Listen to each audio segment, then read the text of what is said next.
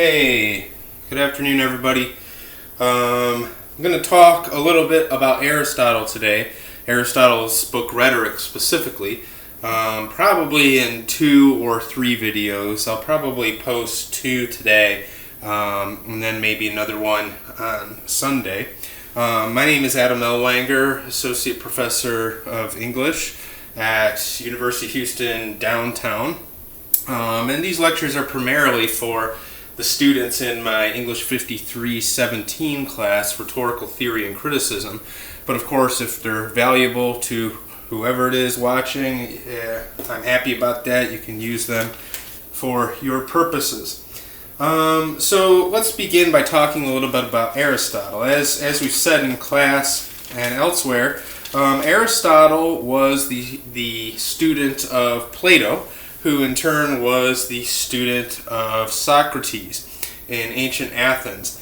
Aristotle lived from about 384 BC to about 322, which means he's more or less living at the peak of Athens' cultural influence, but perhaps we're just on the other side of the pinnacle of Greece. In other words, maybe the high point has just passed. We're not anything close to dissolving sort of Greek imperial power yet, but maybe the tide is beginning to turn. So Aristotle, it's curious that he wrote a book, Rhetoric, particularly because his teacher Plato was so vocally opposed to rhetoric. And as we saw in dialogues like Plato's Phaedrus, or the book Gorgias, Plato has a really trenchant critique of rhetoric, and that's that as it's practiced by the sophists, the people who taught rhetoric in ancient Athens, it was really just a way to manipulate the public, to manipulate public opinion or doxa, and to manipulate individual belief, pistis. This was a concern to Plato because, of course, he's very concerned with truth and with knowledge. And so he wants a mode of intellectual discovery that is focused on episteme, or reality and the real truth, the thing that is true. And he doesn't see, most of the time, how rhetoric could possibly fulfill this obligation. Because in the sophist rhetoric, he sees really just sort of a performative art of display in rhetoric that's more self-serving and is used for individual empowerment of a skilled orator who can kind of create these illusions and thereby manipulate audiences. So one would perhaps expect that Aristotle's opinions on rhetoric would follow those of Plato, but that's not entirely the case. His book that we have, Rhetoric, suggests a very different notion of rhetoric. So let's look at some passages here. And if you're following along in the rhetorical tradition, this is on page 179. And this is really, some of the very famous lines from Aristotle's book on rhetoric. Actually, a couple more things before we get into it. One thing that's important to understand is that this text was probably compiled of Aristotle's lecture notes that he used for teaching classes on rhetoric. It's not exactly clear how broad of an audience this was ever intended to have. But an important feature of the text is that it is really the first, or at least the first extant major rhetorical handbook that we have. And so in that sense, it is a foundational text to the discipline. So while Plato's criticism was that rhetoric's just a knack, that there's nothing to it, that it is not a techne or an art, that it's just sort of a habit that some people happen to be good at arguing, the existence of this text shows that Aristotle has a much different opinion. Because Aristotle took the time to write a book that says, well, here are the general premises of a technical rhetoric. And so the very fact that these premises could be generalized indicates that Aristotle had a somewhat different vision of rhetoric than his teacher, if in no other sense than the fact that Aristotle clearly sees it as a techne, something that can be learned, something that does have general principles, something that does constitute a discrete field of knowledge. And that's much different, as we said, than Plato. Or really even the sophists, who were probably much more concerned with sort of the superficial notions of speaking, things like delivery, things like style, whereas Aristotle is much more concerned with how does persuasion work? When people are convinced by speech, what are the things that convince them? So let's look at that opening that I was talking about. The book begins by saying rhetoric is the counterpart to dialectic. And there's been much made of this word counterpart, which is in Greek is the antistrophos, which literally means the turn against. But that's not what it means. I think that what Aristotle means when he says that rhetoric is the counterpart of dialectic is that these are two different means for pursuing certain questions. Sometimes dialectic will be useful in getting us to a viable decision or action or knowledge. Sometimes rhetoric will be more useful. And so they both have a role, rhetoric and dialectic. What's dialectic?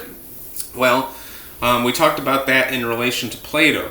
Dialectic is this idea that through dialogue we approach these questions where we try to reach the truth by arguing with one another, where you advance a premise, I refute that premise, right? You make some modifications to it, right? Or argue against my rebuttal, right? And in providing a test for one another's ideas, together we get closer to discovering truth.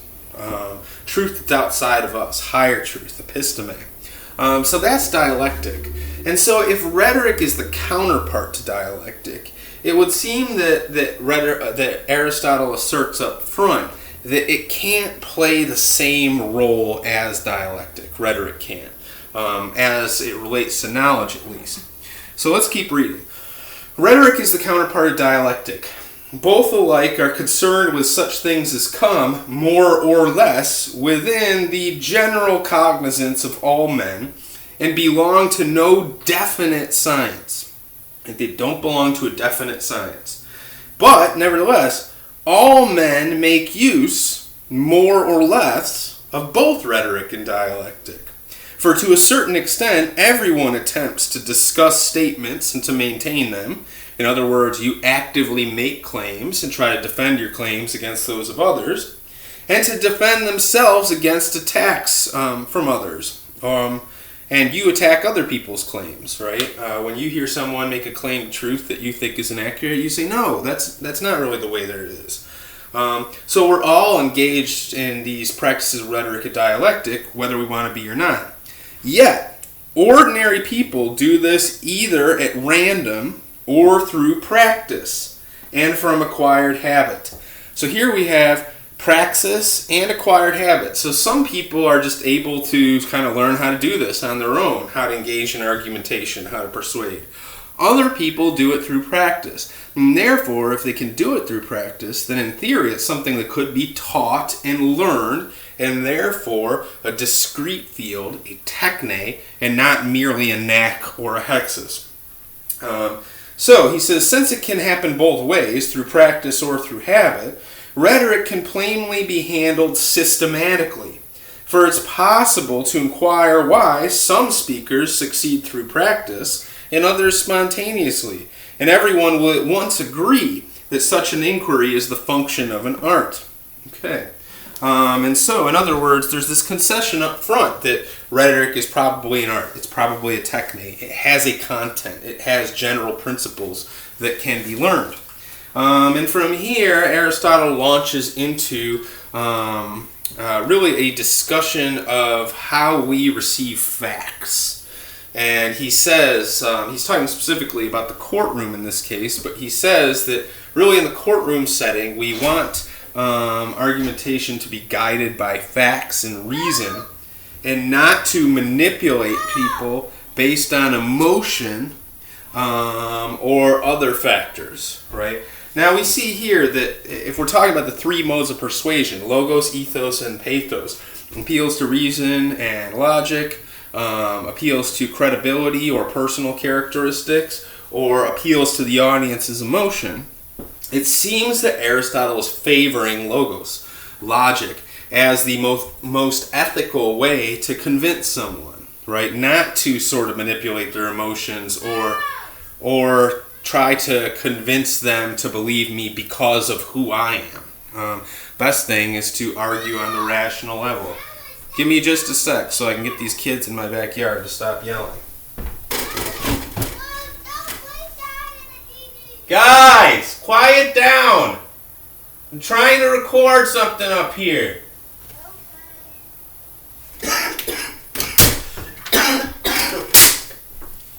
Kids, huh? Alright, back to it. So, where were we? Yes, the privileging of logos. And yet, as you can see in the first few pages of the text, Aristotle is pretty skeptical that a persuasion that only appeals to logos is viable. And this is because, like Plato, he thinks that most people are idiots, right? In other words, in an ideal world, Aristotle seems to suggest, yes, we'd all be convinced by reason and logic. But you know, as well as I know, that there are people who are no amount of reason or logic or facts can convince them of something that they should in fact be convinced of. And sometimes other measures are needed to convince people other than logos. And so this is one of the things that Aristotle seems to be conceding up front, is that, geez, it's an unfortunate truth, but some people won't be persuaded most effectively by logic. And so, if we move on to the next page, right, Aristotle kind of defines the purview of rhetoric as a discipline, right? So let's read a little bit further. So he says, in general then, this is at the top of first column in 180, in general then, the judge should, we say, be allowed to decide as few things as possible, but questions as to whether something has happened or has not happened, which of the three genres of speech is that discusses whether things have happened or not happened? It's forensic, right? We're talking about courtroom rhetoric. So, but questions as to whether something has happened or has not happened, will be or will not be, is or is not, must of necessity be left to the judge, since the lawgiver can't foresee them.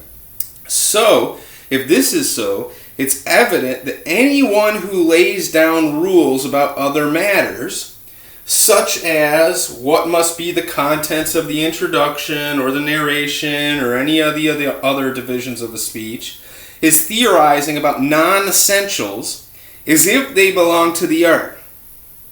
The only question with which these writers here deal is how to put the judge into a given frame of mind. And again, for Aristotle, that's not ideal, right? This is a dig at the sophists and other handbook writers here. He says, you guys are all wrapped up in, well, how do you create a good introduction? How do you create a good conclusion? And he's like, you could talk about those things, but those issues don't get at what it means to be persuasive. And that seems to be Aristotle's focus here. And so he continues, about the orator's proper modes of persuasion, these sophistical handbooks and sophists have nothing to tell us. Nothing, that is, about how to gain skill in enthymemes. Now we'll talk about enthymemes in just a moment, because that's an important part of understanding this text. But first I want to jump forward a little bit, because he does, probably the most famous quotation from this text is a definition of rhetoric that he gives. And it's a good definition, right? And so he says, This is on page 181 in the second column. He says, rhetoric may be defined as the faculty of observing, in any given case, the available means of persuasion. Sorry, I gotta check those kids again. This is not a function of any other art. Every other art can instruct or persuade people about its own particular subject matter. So medicine can persuade people about what's unhealthy and healthy. Geometry about the properties of magnitudes. Arithmetic about numbers. And the same is true of other arts and sciences. But rhetoric we look upon as the power of observing the means of persuasion on almost any subject presented to us. And that's why we say that in its technical character, techne, it is not concerned with any special or definite class of subjects. All right, so let's go over that again. Rhetoric is the ability, he says the faculty, but what that means is the ability to see the available means of persuasion in any given situation. This means that anytime you're in a situation you say, well, I need to convince this person of X. What rhetorical ability is the ability to see all the different ways that that person could be persuaded of that. I would go a step further. I would say it's not just the ability to see those ways, but rather to see the benefits and weaknesses of those different ways, and then to be able to deploy one of those particular ways which is calibrated to the particular situation. But the thing that's key from this passage is that Aristotle defines rhetoric as an ability to do something, to know something, right? And further, that he defines it as having its own area that other disciplines don't touch on. And interestingly, he says, this is not linked to its content, except insofar as its content is about persuasion. And so rhetoric is useful for people in talking about medicine. It's useful for people in talking about geometry. And in fact, as I hope we'll get to discuss this semester, something like mathematics is very rhetorical, right? But that doesn't mean that math has some claim to the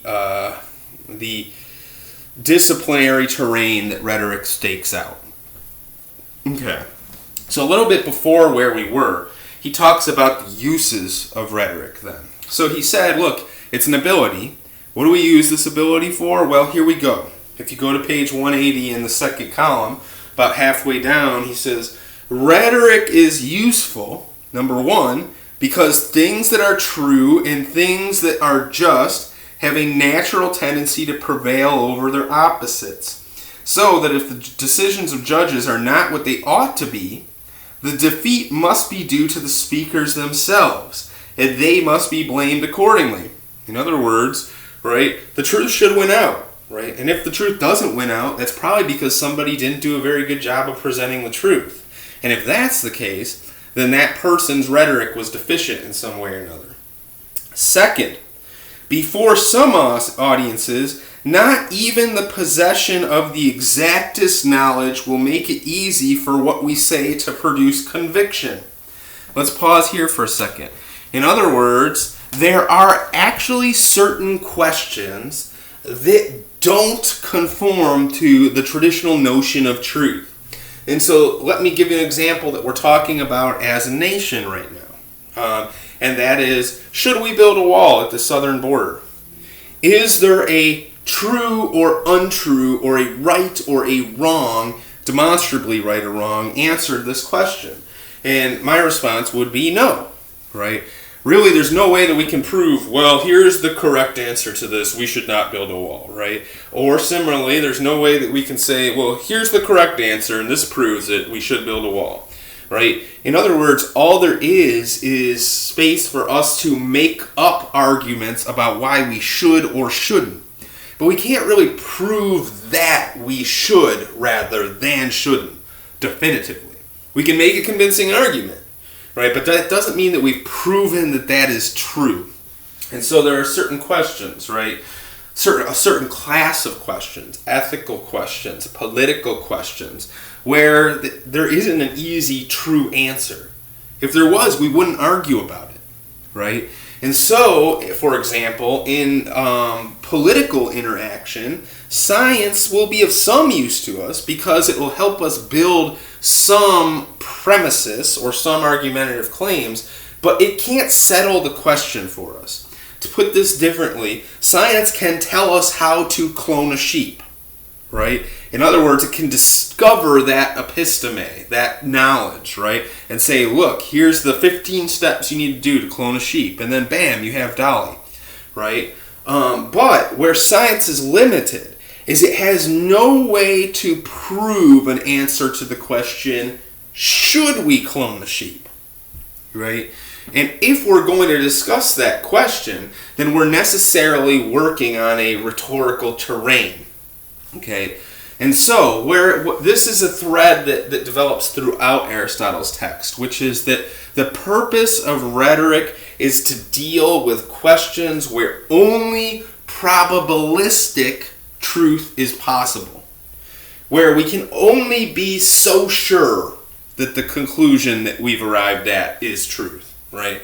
In other words, the rhetoric is specially tailored to deal with these questions where we can't exhaustively demonstrate the truth of our position. All we can do is make a good or bad case for it. Okay? And so, this is a very narrow, very specific area for rhetoric to work. And if you think about it, it really is the entire political sphere, right? Now, in another class I was teaching, one of my students said, well, we can't actually prove that we shouldn't build a wall. We can prove that walls are ineffective. And it's like, well, sure, right? There's data that we could cite that would show that some walls have been ineffective. But there's also data that we can point to that show that walls are very effective. For example, the Berlin Wall. For example, the wall that was built in the early part of this century in Israel, which has dramatically reduced Palestinian terror attacks, right? And so, it's not that either side then proves, well, walls don't work or walls do work. Again, the question, do walls work, is a question that has competing evidence on both sides, right? And so, clearly, like fences work, right?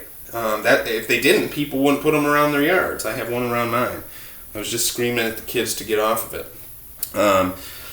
All right, so if you think about it, the entire political field is shaped by these questions that really don't have a definitive, demonstrable truth at the bottom of them. And that's difficult. These types of questions are very difficult to deal with then. And so... that's something that rhetoric should be honored to deal with, to have these difficult philosophical, ultimately, questions to grapple with. Aristotle gives us a third reason that rhetoric is useful.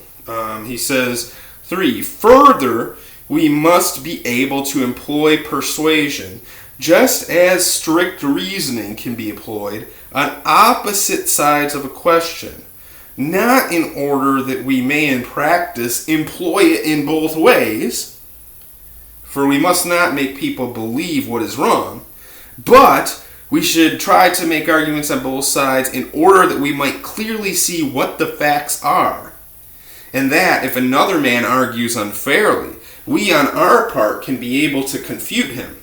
No other of the arts draws opposite conclusions. Dialectic and rhetoric alone do this. Both of these arts draw opposite conclusions impartially. Nevertheless, underlying facts do not lend themselves equally view to the contrary views. No, the things that are true and the things that are better are, by their nature, practically always easier to prove and easier to believe in. Again, it's absurd to hold that a man ought to be ashamed of being unable to defend himself with his limbs, but not of being unable to defend himself with speech and reason, when the use of rational speech is more distinctive of a human being than the use of his limbs. So, what does he mean by all this? He means, well, on a question like, should we build a wall, Rhetoric can produce us a claim, yes, we should build a wall. And rhetoric can also produce us a claim, no, we shouldn't build a wall. Right? And Aristotle says this is really unusual for field, where on a certain question that the field takes up, it actually produces conclusions that are diametrically opposed to one another. Now he says that because of that, we have an obligation to learn how to make arguments for both sides. Not so that we can just go wherever the wind blows on issues. That would be a sophistic thing. That would be a sophistic problem, something the sophists would do. But rather, so that in thinking about the arguments for the opposing viewpoint, we can strengthen our own and also argue against the opposition more effectively.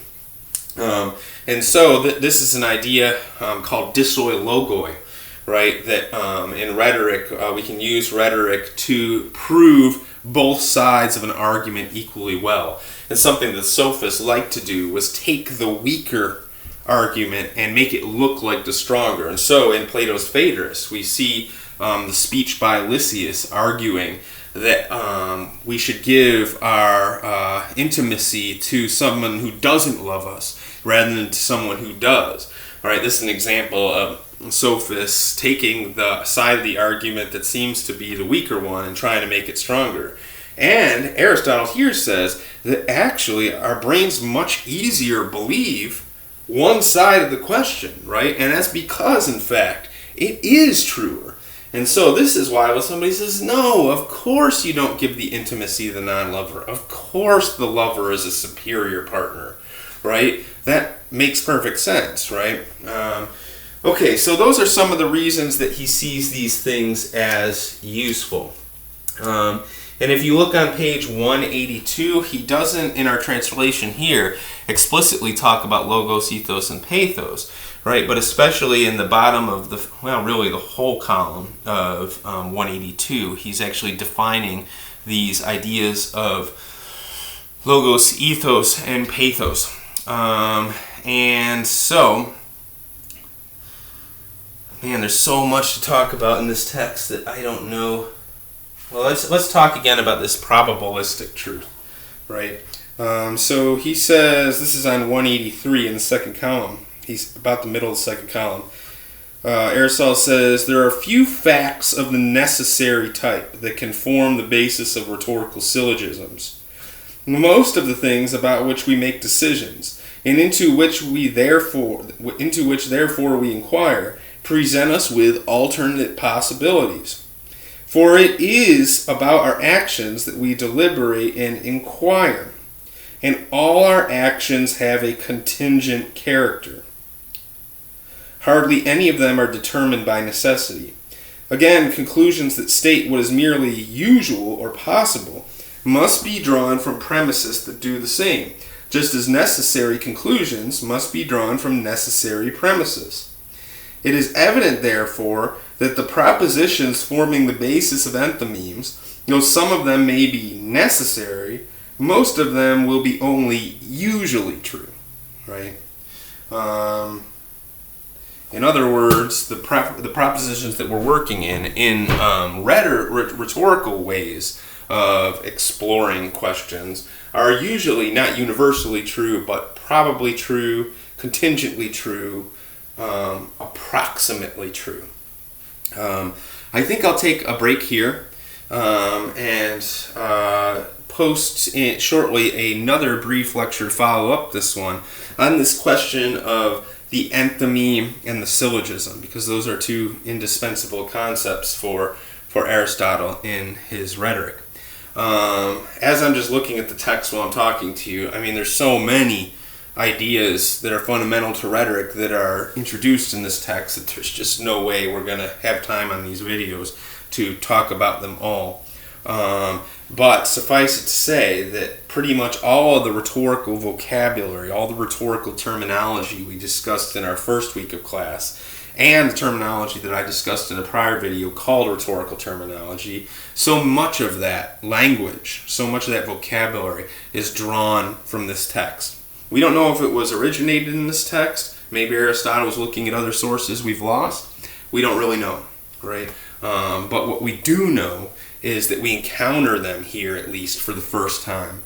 And the influence of the text in developing the discipline of rhetoric really can't be overstated. So see you next time when we'll talk about the syllogism and the enthymeme. Have a good day. I really do want you to. It's important to me. You guys study hard and you deserve it. So watch this at double time so that I'm half as long, and then go do something. Treat yourself. It's just like an ice cream. I don't know what you do. I don't know what you enjoy, but do some of it. All right? I mean it. YOLO.